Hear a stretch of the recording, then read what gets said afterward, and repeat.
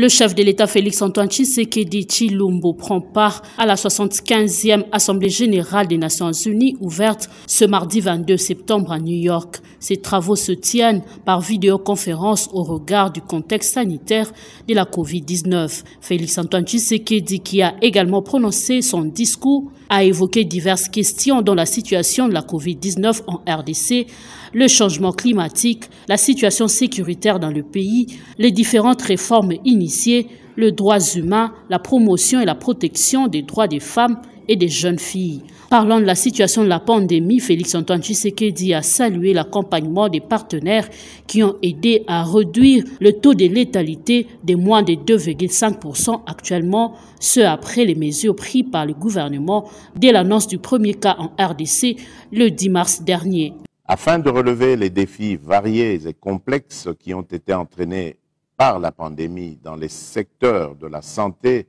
de l'économie et de la sécurité, j'avais instruit ma task force ainsi que le gouvernement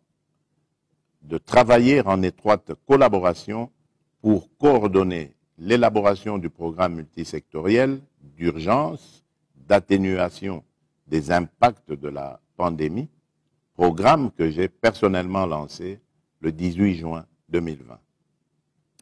Je saisis cette opportunité pour exprimer toute ma gratitude pour l'assistance apportée à mon pays par les partenaires en ce moment particulièrement difficile et de solliciter de nouveau leur soutien aux efforts et aux mesures coordonnées prises à ce jour par mon gouvernement pour lutter contre la COVID-19 et au-delà.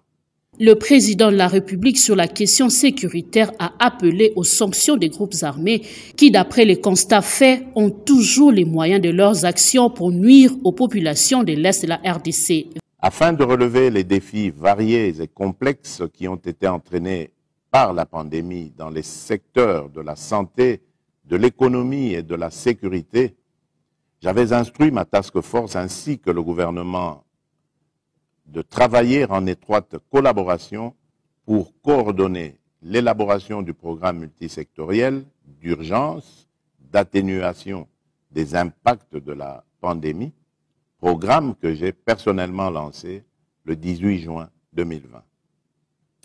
Je saisis cette opportunité pour exprimer toute ma gratitude pour l'assistance apportée à mon pays par les partenaires en ce moment particulièrement difficile et de solliciter de nouveau leur soutien aux efforts et aux mesures coordonnées prises à ce jour par mon gouvernement pour lutter contre la COVID-19 et au-delà.